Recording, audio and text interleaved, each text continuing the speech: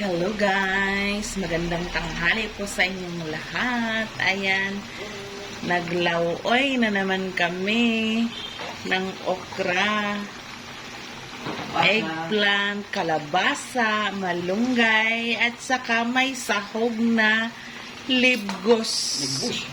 Libgos. Mushroom. Ayan. Ayan guys, yan ang ulam namin ngayong tanghalian. May string beans pa, no? Meron. Ayan. Ang sarap. Ayan. Pakita nga ng libgos dyan. Sabi mo, yung mushroom na yan. Ay, ito. Ayun. Ayan, guys. Yan ang libgos. Ayan. Cultured, no? Ayan. Ayan, guys. Sobrang sarap ng ating Binili ko sa mall.